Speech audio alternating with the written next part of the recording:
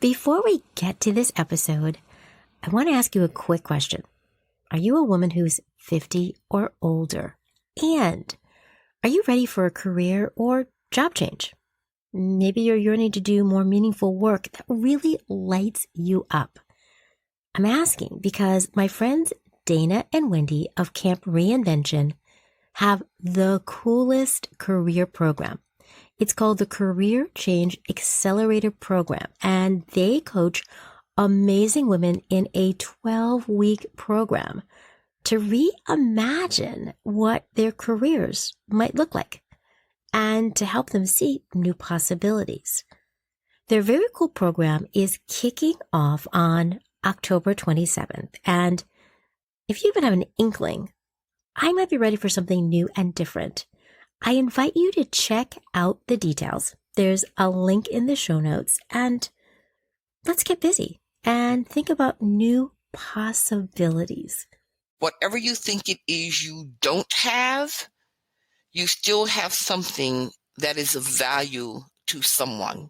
You can still be of service to someone, and identify what it is that you still have and give that away.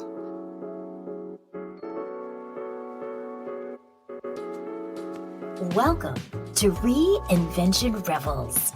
Stories of brave and unapologetic women, 50 to 90 years young, who have boldly reimagined life on their own terms to find new purpose and possibilities. I'm your host, Wendy Battles. Ready for a dose of inspiration? Let's get to it. One of the coolest things about life is that we can reinvent ourselves as many times as we like. And such is the case for my guest today and dear friend, Denise Keyes Page.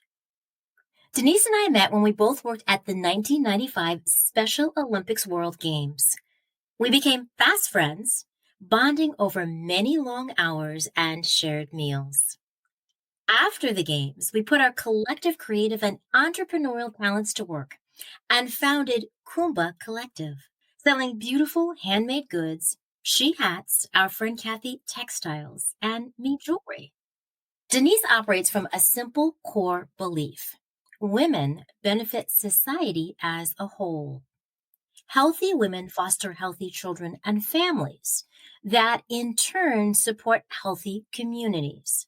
She's been a community activist in the New Haven Public Schools, a national and local trainer for the Anti-Defamation League's A World of Difference program, and founded DreamCatchers LLC, a training and consulting firm. As a 68-year-young Reinvention Rebel, Denise continues to find ways to reinvent herself and add value for others. In fact, yet again, we're on similar spiritual paths, awakening older women to what's possible no matter their age. She created the Fired Up Flourish with Grace curriculum, holds retreats for older women, and helps women find community. So key as we age and we find ourselves in new, often challenging circumstances. She also has a love for telling stories. You can find her sharing her captivating tales in numerous venues, of course now mostly virtual, and most recently launched Ubuntu Storytellers. Ubuntu is a Zulu term that loosely translated means I am because you are. It speaks to our shared humanity that connects all of us. Ubuntu Storytellers features storytellers of color, sharing a compelling series of stories of challenge, growth, and victory. Over the years, we've bonded over our spiritual journeys, supported each other through multiple life transitions, and been each other's cheerleaders no matter the challenge presented to us. I'm excited to welcome Denise to Reinvention Rebels and have you soak up her wisdom, energy, and passion for life. Denise Keyes Page, welcome to the Reinvention Rebels guest chair. Oh, thank you, Wendy. I'm so excited to be here. And as you know, excited for two reasons. I'm excited to be on this side, but I'm thrilled that you're on the other side because I know that this is the manifestation of your purpose and your dream. So I'm really excited to have us sharing this space. So exciting. And I love the fact that we're on this similar journey, right? Hmm. That we've kind of figured things out. And I know we've spent our whole lives kind of figuring things out. Both of us have reinvented ourselves many times. So it's going to be just an awesome conversation. And I want to start by asking you a little bit about your life. I know that you are someone that has reinvented yourself many times over, Hmm. all in a way that seems to me is about connecting with others to create value. That's a theme I see in your life. But of course, you could have chosen an easier path. You could have maintained the status quo. You didn't have to reinvent yourself. As long as I could remember, I have not chosen the easy or obvious path. As long as I can remember, I've had vision for what I wanted to be and where I wanted to be. And it usually meant charting my own course. And even at times that it looked to my detriment to not choose something that was right in front of me, I respond to what my spirit tells me. And sometimes those paths just felt like there'd be a level of societally accepted success, but it wouldn't fill me. And so I think I'd like to have a different answer, but that's the truth of it. This is in the times that I've tried other paths, I can survive there for a little bit. But yeah, so it's just basically been that basic. I've just followed what the energy tells me, and the energy points me in a direction, and when I'm obedient, I go. Right. And I love that idea that you really are in tune enough with yourself to Hmm. hear that calling, whatever that might be, even as I heard you say, when it's not always a simple path, often much more complicated, but is what calls to you in your heart or, your gut. You're trusting your gut. Yes. What are some of the things you've learned about yourself by following this path of really listening to that inner voice? What have you learned from that? So much. Okay, the first thing I learned is that it is a gigantic mistake to not listen. That's perhaps the most important lesson I've learned. In fact, my children, when they were young, would say to me the one sentence they would not listen to the end of was a sentence that I would begin with, something told me, but then I don't even want to hear it because we've known and watched you. And when something tells you and you don't have the sense to obey it, we know you've made a mistake. So we already know how that sentence ends. So my children. So, and they were children. They were adolescent when they were saying that to me. So that's one lesson that I learned. The other lesson that I learned, it's so basic, but I can. Just whatever it is, I can. My sense for all people, if your spirit or your gut or your soul, whatever you name it, if it speaks to you, you can. No matter what it says, no matter how unbelievable that sounds, no matter how many obstacles you think are in the way, as is one of my core principles. I believe we can't hear what we can't do. And so if I hear it, I believe I can do it. I love that. You believe we can't hear what we can't do. That is so, girl, I love Well, that. thanks. Yes. Yeah. I think that some listeners might be saying, oh, yeah, okay, I kind of get that intellectually. But Hmm. to go from kind of hearing Denise say that to being able to integrate that in my life in some way, to actually believe it, to Hmm. believe that I can do it, can be, I think for some people, it's a big Big shift. stretch. Yes.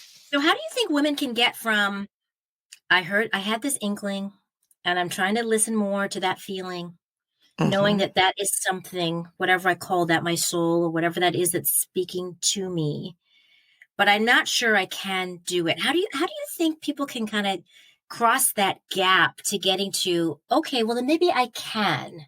Maybe I can after all, or I'm going to move in that direction. I think the first thing is to get clarity on what you're hearing. And I'll talk about that in a moment. But first, we have to really sit in silence and be clear on what we're hearing, because we talk to ourselves as well, and other energies speak to us. And so we want to make sure that we're hearing divine energy or connected energy speaking to us. So that's the first thing.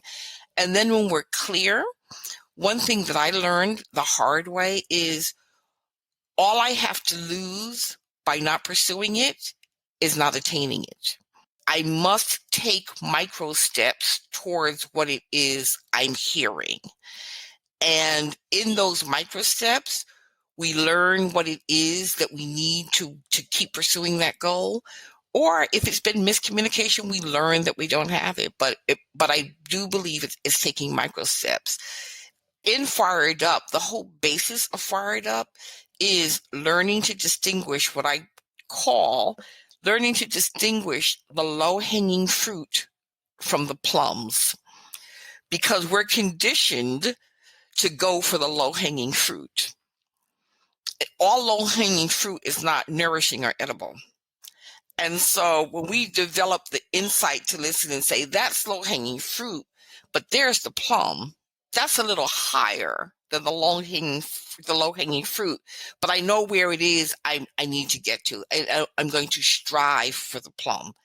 And so again, I don't want my response to sound esoteric, but it is this basic as we listen to that voice by trying it on and doing that which we hear. And I have a recent example.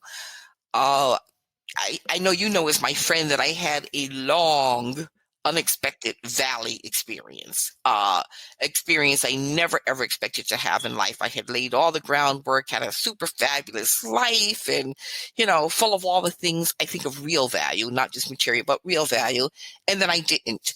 And along that journey I learned a lot of things, and I learned many of those things it took me a while to realize this is what happened. And when journaling, I discovered it, but I was experiencing a crisis of confidence. Now, I can tell you that's something I had never experienced. I've been a lot of things, and I know I can't do all things, and I don't do all things excellently, and I have done some things poorly, but I've never lacked confidence. And I realized that you agree, I take it. Yes. I do. As someone who knows me, Yeah. You're a very confident person. Yeah. But I did it in this valley. Being there so long, I realized, and this was the Great Awakening, that I really had a crisis of confidence. I had lost the belief in myself. And once I realized that that's what I was experiencing, then I thought, well, I don't know how to get it back, because like all my tools are gone. I was in my mid-50s, and I thought all the tools that I had always been able to rely on to propel me to the next place, or if not propel me, gently nudge me to the next place, most of those tools were not around. But in those moments of really meditating and praying and looking for answers, I got two answers. And one was, whatever you think it is you don't have, you still have something that is of value to someone. You can still be of service to someone, and identify what it is that you still have and give that away. And I did that. And the other thing I heard was, and your next journey is a solo journey. You don't need partners. You have great friends and great resources of friends and people, and they're greatly talented, but your next journey is to come from you and you alone. And then, I have a Christian faith, and I heard, and I'll be there with you and support you. And I can tell you that that's exactly what happened, that I thought, what can I do? And you may have figured this out. I talk a lot. No. Yes, I talk and I read. And so I thought, well, I have voice and I like to read. And there are people who love the written word and can't read anymore for a variety of reasons. And so let me find someone who wants to be read to. And so I did. And what I can't really express what I got from that. And those moments that I spent reading and sharing with someone who also loved literature, who had lost the capacity to read by herself, was just one of the greatest gifts that I've ever received. And in that space, my confidence came back. It was slow, but in that space, I realized you're still a person of value. You still have something people can benefit from. Those things that you've always loved are still available to you, and trust that and step out on that. So that's how it happened for me. I love that. So I hear you saying that you really used your faith Mm-hmm. to step out in that way, that you, again, that theme of really going inside and listening. Absolutely. What bubbled up, and you heard this message of I can always add value. Exactly. Even when I think I can't. Like, you knew in the past that you're adding value in very concrete ways, because people will tell you, oh, Denise, this was great, or Denise, this was so valuable. So that's really clear. But Right. I hear you when you talk about that your confidence can be shaken. So sometimes people can still tell you this is really valuable, but you might not believe it. Exactly. So you have to kind of look inside, find that, hear that voice that said, Denise, you can always add value.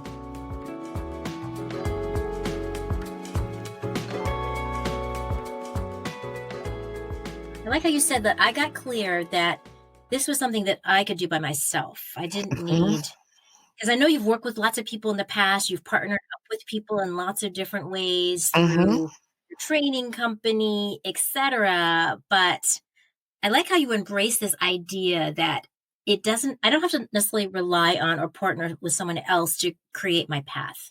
Exactly. And the irony of that is I did go forth alone. And my new business, Ubuntu Storytellers, it's new. I mean, it's brand new. And we launched, in fact, our pilot program last weekend. And I just finished up the third component of that today. But in launching it and getting it grounded and bringing in the people I wanted as per diem storytellers, because we storytell, it is still anti-racist work. We do stories and then we follow up with training modules. And the stories are the way to open the heart so that we can move to head and hands. And in doing so, in charting it alone, just the way that divine intervention works, I do now have a partner, but I have someone who partnered in on my vision. And my message was, you have a vision. You've always had vision. Put your vision out there, and that will create an energy that will attract others. If you start with a partner, no matter how fabulous the partner, and I'm certainly not against partnerships. My partnership with DreamCatchers was phenomenal. However, sometimes when we start our dream with a partner, just because of the way we're socialized, we begin to compromise or negotiate our dream before we've had an opportunity to see whether or not it could stand. And so the lesson I learned by doing this alone was just put your vision forth. And if others come in and enhance it by negotiating, compromising, adding on, that's fine. But the vision is intact. It hasn't morphed into something else because people's shared kind of perceptions formed it. So that's the only way that I can express what the blessing of this has been. It's like I had a vision. It was very, very clear. I wanted to do it my way.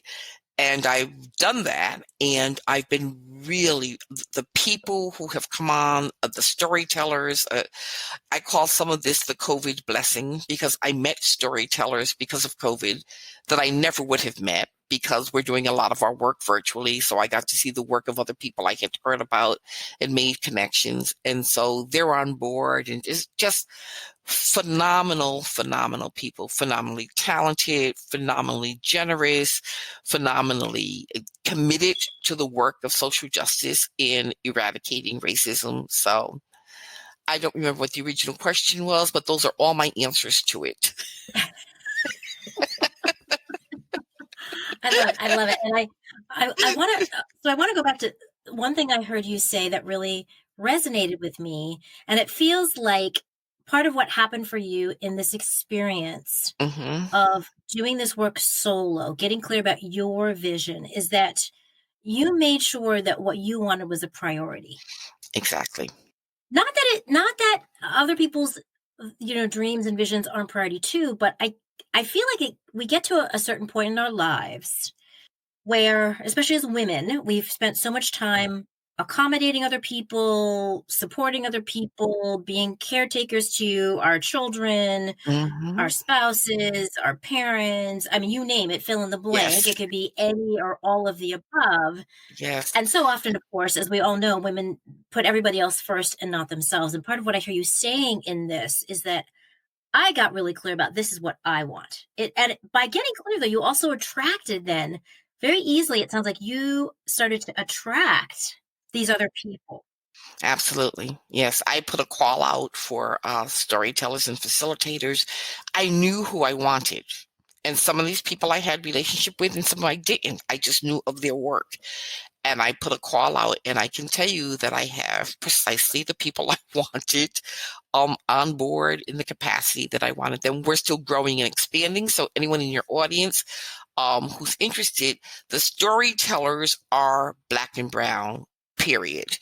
And I do, at this point, we will later build an ally storyteller community, but right now they're Black and brown storytellers.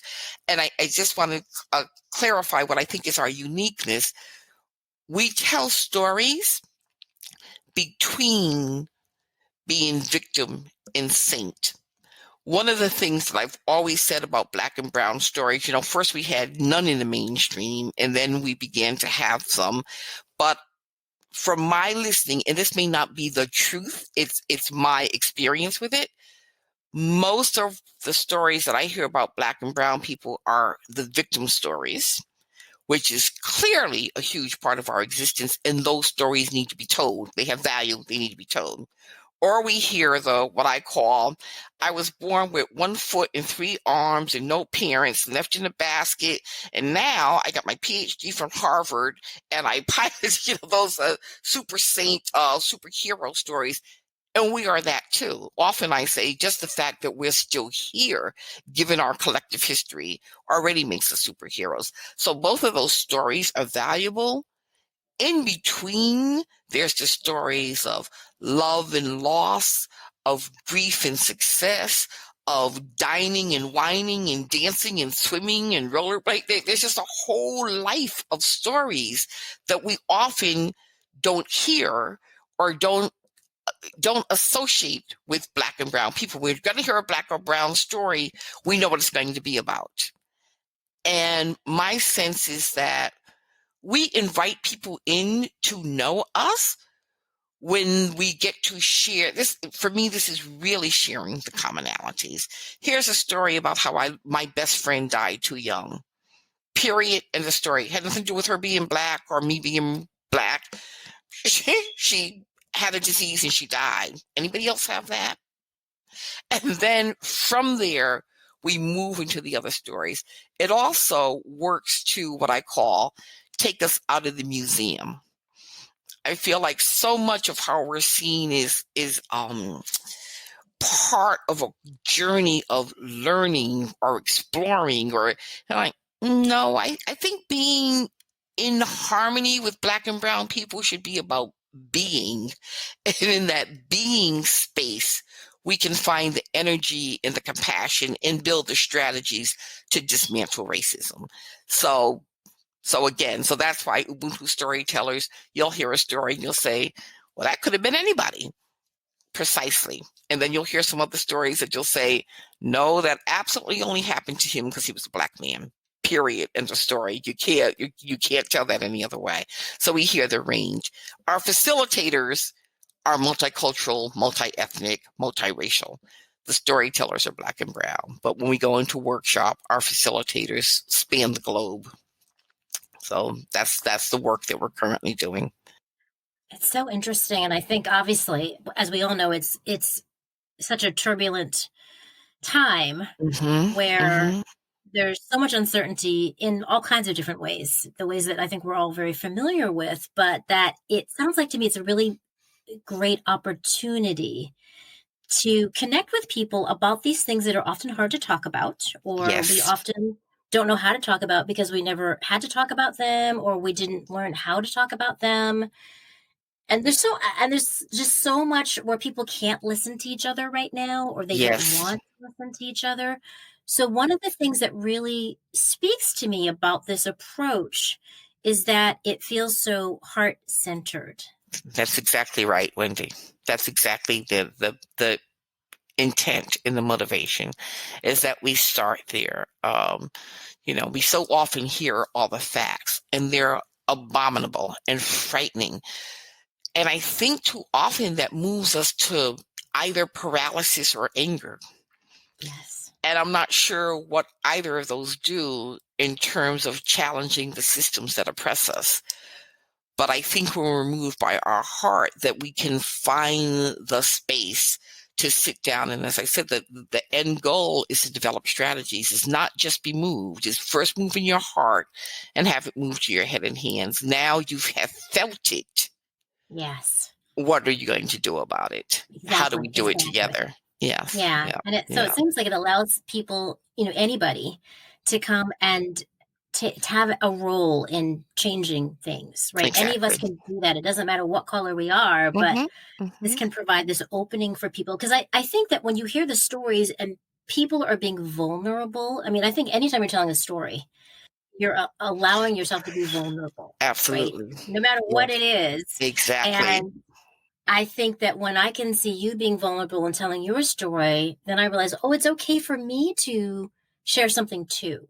That's precisely feedback that we got today from the second part of our workshop with the same group of people. They heard the stories on Friday night. They came to a workshop last Saturday and a follow-up workshop today. And in closing, I can't tell you how many of the participants, both people of color and white people, who said, I have learned the power of two things: telling my story and not being ashamed of it, and of course the power of listening. And then we move to in the power of speaking truth to what I call ugly, and I say to people, because we know after George Floyd, everybody was asking, what can I do? What can I do? What can I do? It feels so big. What can I do? What can I do? And my core belief is that attitudes shape policy. It's like George Floyd, to me, George Floyd and the Central Park experience are inextricably linked. That woman that knew she could call and lie on the brother who was bird watching in Central Park and be believed, that's the same, that paradigm is what allowed this policeman to believe he could murder a black man in broad daylight and get a light. They're the same thing. We have created a culture that's saying Black lives don't matter, and they're the monster and the boogeyman. And so one of the simple things we can do is, when people express that, whoever we are, in any color skin, when we hear people denigrating the other, we can simply say, I love you and I respect you. Because this often happens at family gatherings. I love you and I respect you. And I will respect you by not trying to convert you to my belief system. I hope that you'll demonstrate the same respect by knowing what you're espousing makes me uncomfortable. And I would ask you not to do it in my presence. That is such a simple thing that most people actually do respond to. You might have a little give and take about it first, but that begins to plant seeds where people won't necessarily change to your point of view, but it helps stop spreading the poison. Hey, Reinvention Rebels. Want to have Reinvention Rebels inspiration delivered to your inbox? Head over to reinventionrebels.com and sign up for my news and notes. No matter what the topic is, in our families, whether it's politics, religion, I mean, it could be anything, right? We all know that there are those family dynamics that's a way that any of us can find our voice in being able to express to someone about something that can be very painful. Maybe it's a sibling that you have always had this rivalry with that, that they kind of set you off when you see them, right? It doesn't even matter really what it is, but to me, it's that skill that we can gain because I feel like that's part of sort of this idea of evolving.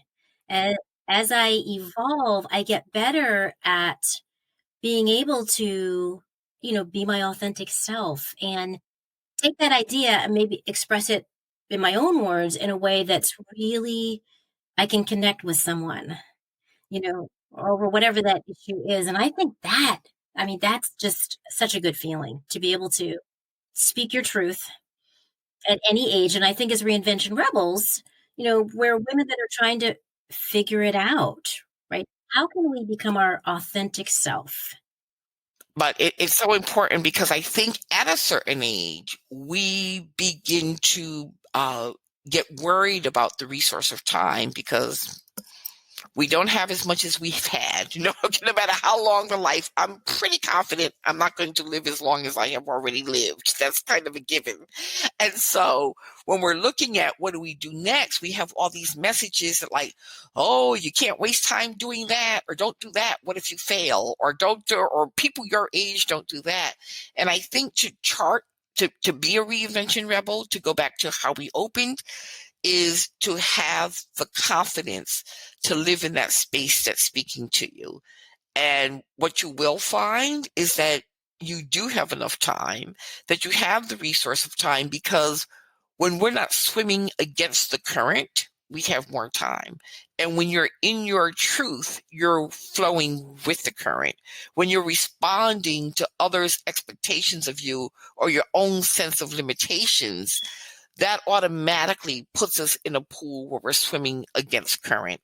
And that slows us down. We ultimately end up having less time. That's such a good way to put it. And part of what I hear you saying in that is it doesn't have to be as hard as we make it. Right. Because Right. I'm a queen of making things really difficult and struggling and then thinking, oh my gosh, that was so hard. Why was it hard? Yes. Then, to your point, we can get to know ourselves better, become more in tune with ourselves, listen to ourselves, have that spirit come out and trust that path, as you explained how it unfolded for the storytellers and how you easily were able to attract just the right people who were at just the right place where you could all Exactly. come together. It's that same thing. I think that's possible for any of us. I think so.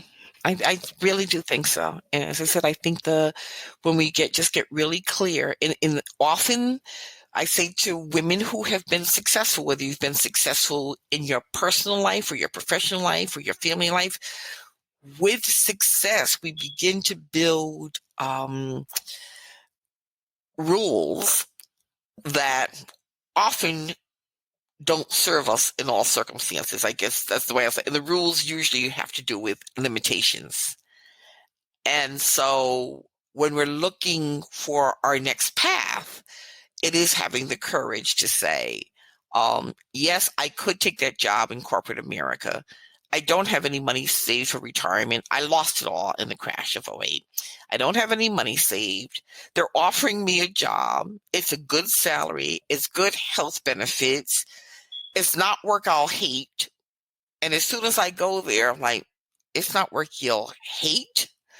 That's what you're going to get up out of bed every day and go do something you don't hate. What is that?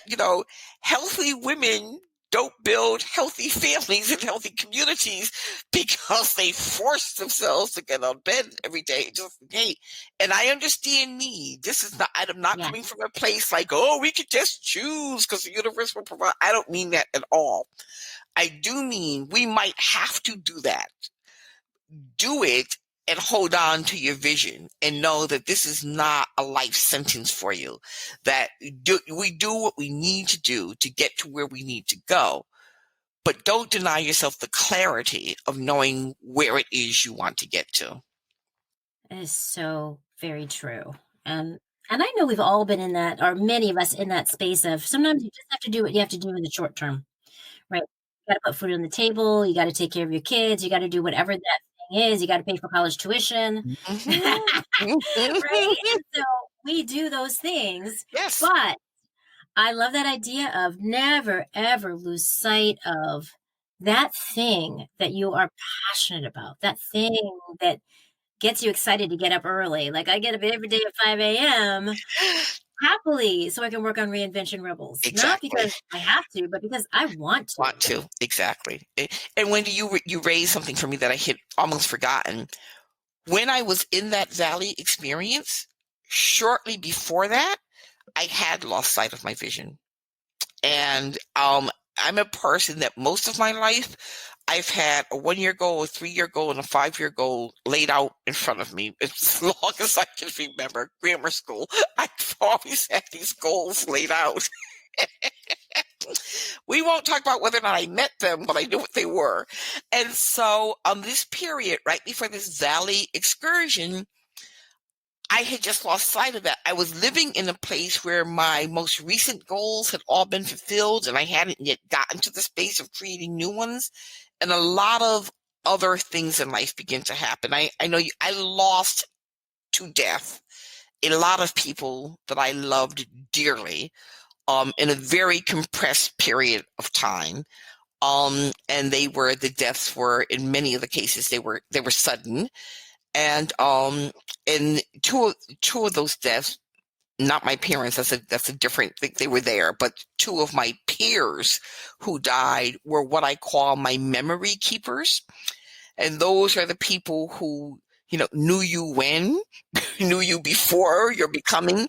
And that's important in my life. I like to go back and say, when I was 6, did I? And so losing them along with my parents, my brother, that was just this gaping hole. And I think I was sitting in that space of trying to push through that and neglecting, there's a difference between surviving and thriving. And I was so focused on surviving, I had stopped doing those things that had helped me to thrive. And so, and part of what helps me to thrive is what I said, is to have a clear picture of where it is I want to go. And I had lost that. I just wanted to be not grieving. I just wanted my friends alive. I just wanted, and that put me in a place where I couldn't manifest the vision, because you have to have one to manifest it. So, right, you've got to have one. So. Exactly. And I think that what you're saying is a very common experience for women, especially because it seems like women, not that men don't have strong friendships, Right. because they do, but it's different often. Yes. And, I feel like women, we always have our crew. We always have those people who are our ride or dies. They're always with us, to your point about those people that keep our memories. And when you get to a certain age, and of course that starts to change, as you're suggesting, right? Whether it's in your 50s or your 60s or your 70s, at some point, our parents pass on, our cousins, our siblings, our friends, and it's really it's hard to. It's hard. Right? It's hard when you have this life full of these people that help support us and lift us up. Yes. And then some of those people aren't there anymore that we have relied on in lots of different ways, whether it's spiritually or, I don't know, the holder of our dreams. Exactly. And one thing I know you do with Fired Up is that you help people build, women build community, because it feels like it gets to be even more important as we get older and our world gets smaller. Exactly. What do you think that women can do to continue to build community as we age? I think there's at least two things. One is, again, to know what it is you enjoy or that you think you might enjoy, and go find people who are doing that. And so that you find like-minded people engaged in something they're passionate about. My coming to the storytelling community, which is really brand new to me, but it has brought a whole world of people that I'm so grateful for. And the other thing, I just believe in lifting people up. It excites me to be able to just say to somebody, you look fabulous. You did that magnificently. I'm inspired when I listen to you. And again, I'm so energy centric, but I think that's energy that when you put out there, then people, it creates currents and people just ride the currents to you. So those are the two ways. Just be positive and encouraging and uplifting and go do what it is that you like to do and find people who are doing that. And then I think the other things begin to happen naturally. And of course, being of service in some way. That there's so many little ways that we can be of service to others. But I moved, my family's from Greater New Haven generationally. I mean, generation after generation after generation. And I actually had some concern when I moved to another part of the state. A big It's like I come from a place where everybody knows me. If they don't know me, they know my parents, they know my siblings, they know I thought, I'm going to have to meet people without just saying my name and people saying, oh yes, I know who you are. You're right. So there, and I'm so glad for that journey because when I moved, I have always wanted to write. Not necessarily write and be published, but I enjoy writing and I wanted to write in a more formal way. And so I found a group of writers and that began my community. And then from that group of writers, you meet other people and it grows and grows. But do what it is you've always wanted to do or always have done, and you'll find like-minded people who become your community. I love that. And you're right. It's so true. And I think even through the pandemic and not being able to see people in person the way we're accustomed to, something that's so life-changing really for all of us, I've come to realize it's still so we can still powerfully connect with people. Absolutely. I realize even without seeing them in person. Absolutely. Isn't it amazing? Yes. Yes. I think we've all been shocked by this. I feel you like this. I actually feel, I feel you and I'm connected to you. Yeah. Yeah, it is. So again, I think, that speaks to energy. The energy isn't absent. The way of being in one another's presence has changed, but energy hasn't gone anywhere. And so it's communicated differently, but it's still present. Exactly. And I think that that's been a great way for people, especially people that might live by themselves, so that maybe they're not isolating with anybody else. Mm-hmm. So, and I know that can feel very, very lonely. Mm-hmm. Well, that's me. Yeah. I live alone in Madison, Connecticut. That's not exactly a metropolis. I don't have people begging on my door or driving by. Yeah. And I live alone. And you're such a great example, though, of how you can be vibrant and engaged and excited, despite the fact that you ain't seeing anybody in person. Right? That's the idea of there are no limits. There are only the limits we set for ourselves. Oh, Wendy, you're so right. You're so right. That's right. That's right. And I can get caught up sometimes in, I coulda, woulda, shoulda. But I think the older I get, the more I'm getting much more tuned into when I'm telling myself a story. Yes. That isn't necessarily true, but and it's not like even anyone else is even telling me that story. It's not like my friends, my family, my husband is saying, Wendy, that's just what I'm making up in my own head. I so get it. Yes. Yes. Yeah. Well, that has to do with when I said I got the message in, you will do it alone, because I had been telling myself the story about the reason this happened and this happened and this didn't happen and this didn't happen is because the person that had been my business partner had been called by family emergency she had to leave the business. I mean, I understood that there were no issues with that, but when things weren't what I wanted them to be or needed them to be, for me, it was all because, it's because, no, that's not why it's because you have it recalibrated. And I always said as a joke, in DreamCatchers, one of the workshops that we did was who moved my cheese. And I said, I did all these workshops about preparing for the reality. Your cheese will be moved. Just know that. That's just called life. And how do you plan for the fact that that's going to happen? I thought, I did all those workshops. People got so much out of it, and my cheese is gone, and I don't have a clue. I don't have a clue what what to replace that with? How did that happen? But, I told myself that story over and over. Oh, well, I can't do this because now it took two of us. And those were all stories. It took two of us for the way it had been with her. It only takes one of me for it to be what it will be without her. As you say, rewire and really look at what we're telling ourselves as limitations. So, Yeah, yeah, anything is yeah, yeah. possible. Anything is possible. And, I'm really trying to shift to that limitless mindset, because I feel like so much of this is our mindset. Like basically a lot of what we're talking about, how we see ourselves, how we perceive what's possible. That internal chatter is all about that mindset. And I know, we go through different periods of time in our lives where we have different mindsets about things. And obviously things happen to us that often we're not prepared for. Mm-hmm. Your point about they move my cheese and what? How Right, dare they? right, Like, right. that doesn't feel right, right? No. But I think that there's this amazing opportunity, and I've seen this certainly in connecting with my guests, Mm-hmm. in having really a lot of engagement with people, like on Instagram, this whole idea of as we age, we can shift into this mindset Mm-hmm.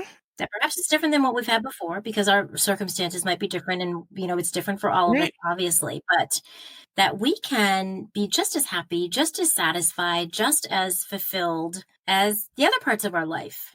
This Or is maybe, hands down the most, this part of my life right now is so full, so rewarding. I'm so full of joy and gratitude. I can't tell you. And I think there was a period prior to the valley where life was it was wonderful in all the ways that we measure a wonderful life. And I was grateful. I wasn't a person who took it for granted. It's like, I'm grateful. I work hard. Working hard doesn't necessarily mean you'll be rewarded. A lot of people work hard and don't. So I didn't say, oh, I worked hard. And that's like, I worked hard. And through the grace of God, I was also rewarded with, as you know, because you're one of them, great friends and great adventures and great work and great family. And I thought that was the most marvelous time of my life. But I realized I was wrong, because this is really just and I say to people, with all that's going on in the world, which is pretty dark and depressing and scary and unloving and poisonous, and I'm not immune to any of that. I am well aware of all of that. That's why I do the work that I do. So there is that.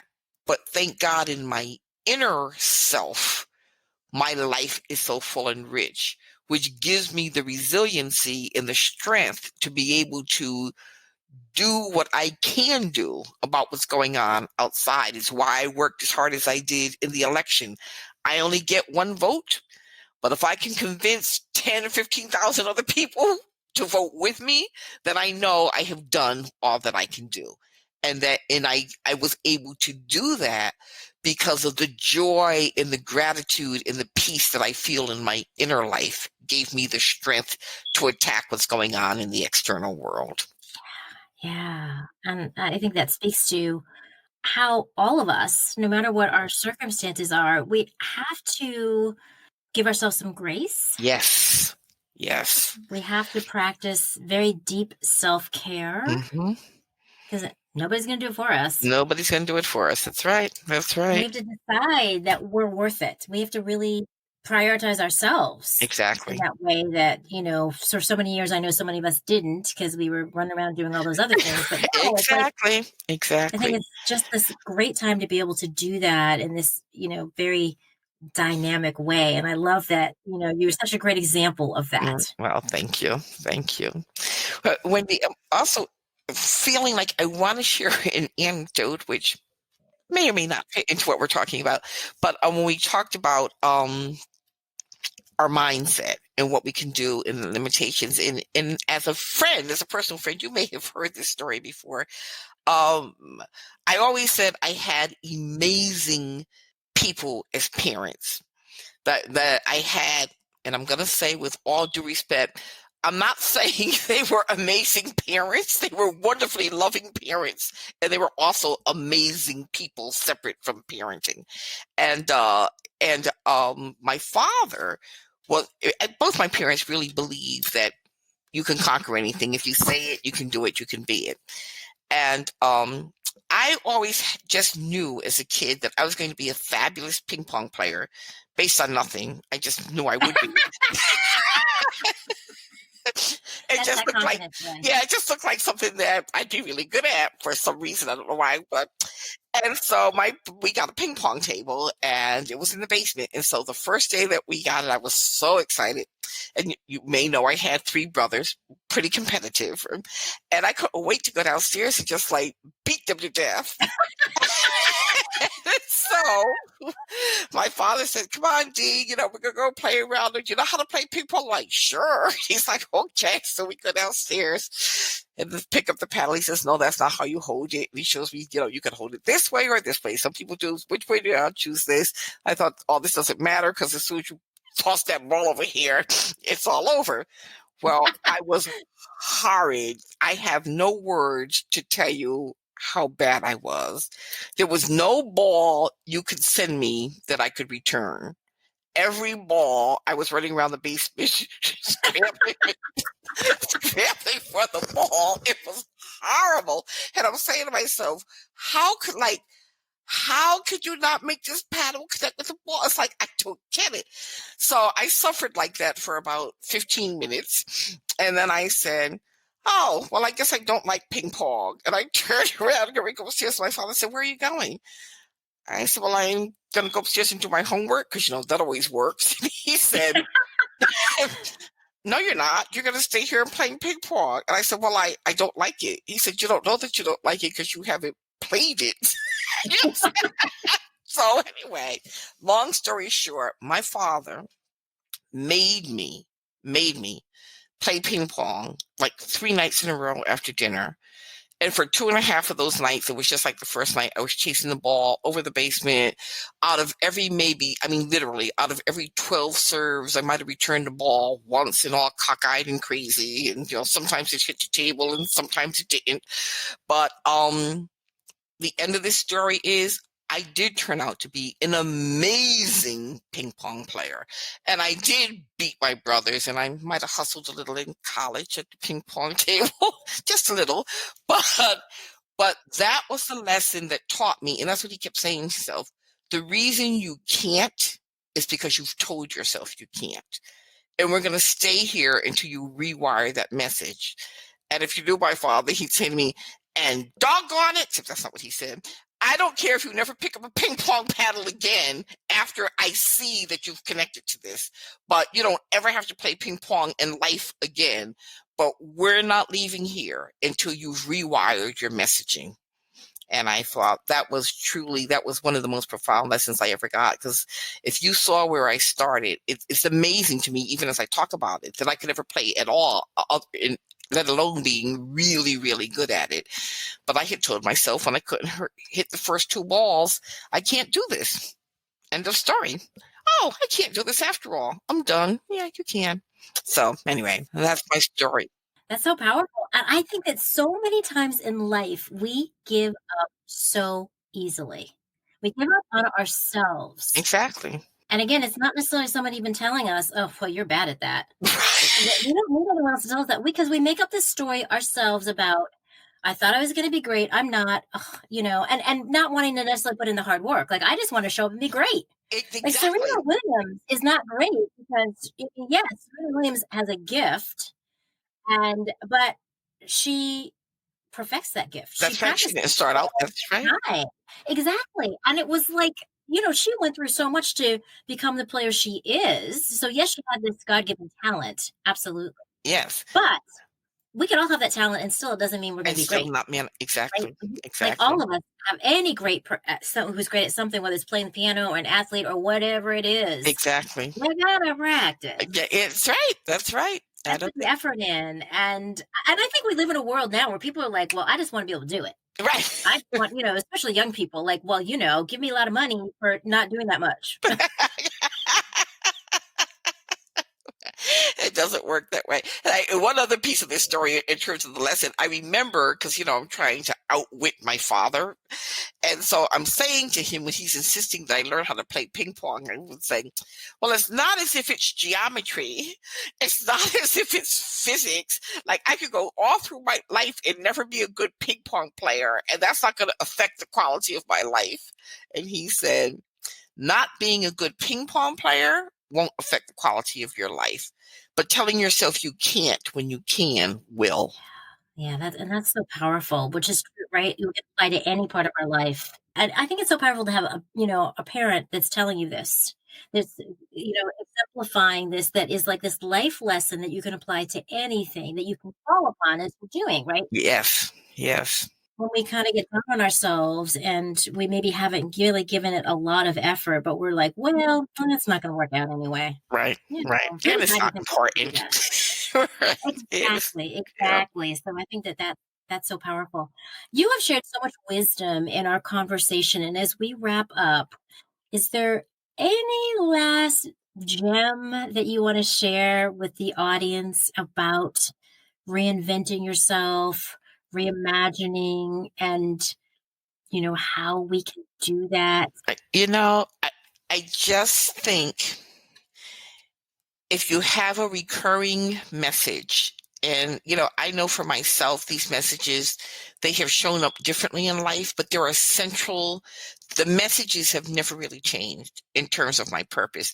They may have come differently, but the message has never really changed. And so I would encourage you, if you have a message, that pursue it in the way that you can. I don't mean walk out of your job and start a business, but go to Pinterest boards and look at people who are doing what it is you're interested in, or buy magazines about it, or listen to Wendy's podcast and and hear other people who have done it. But I just think it's really important that those messages keep coming back for a reason. And I think it's not only to our detriment when we ignore it, but it's to the detriment of others who would be blessed by your pursuing your passion when we ignore it. And so if you don't do it for you, do it for the gift that you can be to community and family. I love that, because we all have this message. We all have something of value to add to the world, whether it's big, small, whatever way, and I think that's so powerful. I'm sure people are going to want to know how they can connect with you. Well, currently, my website is ubuntustorytellers.com, and that's UBUNTU storytellers.com. That's my website, and there is a way to connect with me there. And I don't know if this will be up by the time this airs. We're working on DeniseKeyes.com. And so that's the other way. But through Ubuntu, whenever Denise Keyes is live, you'll be able to link to it through Ubuntu Storytellers. And my email is info@ubuntustorytellers.com. Yep. That's great. And I'm going to also put that in the show notes, because what I found is that, people discover my podcast in all kinds of ways. So it could be 6 months from now and someone's listening to our episode and they say, I want to go to her website and see what she does. Yeah, and great. learn more. And it's amazing how people will tell me, oh, well, I just found you and I binge listened to all your episodes. Yes. Yes. It's a good way, right? Absolutely. Well, I listened to 3 in a row. I listened, of course, at your maiden voyage, and then I missed a week or two. Then I went back and heard Erica, and then I went back and listened to 3 in a row. And I thought, it's just a great, women are inspiring and you're motivational. And I thought, and again, against this backdrop of what we're experiencing in the outer world, to hear women tell their stories of fear and challenge and conquering their fear and pushing through and doing it anyway. It's a great way to spend time. And if you're walking or driving, what better thing to do than to listen to Reinvention Rebels while you're doing that? Oh, well, thank you. And you're right, though. It's inspiring for me just to talk to so many amazing women. And I get something from every episode, from talking to my guests, something I get out of my own life. That story you just told us about what your father taught you. I mean, that just like embedding that little thing the next time I'm like, oh, well, I don't think I can do this. Right. And Yep. then stopping to say, well, wait a minute. Have I actually even tried? Or is it that I just great at something without any effort? Exactly. Yes. And so I love that. Yeah. I cannot thank you enough. Oh, thank you, Yes. Wendy. Well, thank you. The joy has been all mine. It really is. It's so nice to connect with you this way. And I'm so happy that this exists. I know it's been part of your vision, not quite nailed down, didn't know exactly what it was going to be, but certainly in the media, certainly inspiring others and bringing people together are just a small part of your many, many, many talents. And so I'm glad that they've all coalesced here in this forum. So thank you. Thank you. I love it. I love it. And there's so much more, I think, for both of us to come. Yes. Just being our authentic selves. Exactly. You find that space and what that can lead to in ways simply to be of service to others. Absolutely. Come on, 2021. Right. Exactly. Because I feel like if we could do this in 2020, yes, when it's been so difficult on so many different levels, that there's no stopping us in 2021. Exactly. We've learned so many lessons. That's a whole nother show, the COVID lessons, right? Yes. I mean, because I think I wouldn't have had the opportunity to create this. Yeah. No. I mean, I would have still created it, but it might not have happened this way. I mean, I just feel like as much as it's been a challenge on so many levels, it's also been this amazing gift. Exactly. We can take the worst of circumstances and extract the gift from it. So, exactly. Yeah. So thank you, my dear friend. Hey, amazing listener. Did you love today's episode? Did you find inspiration you can apply to your own life? I'd love for you to take a moment to rate and review the Reinvention Rebels podcast on your favorite platform. That would be awesome, and I would be so appreciative. Let's help spread the word to more people and get them inspired.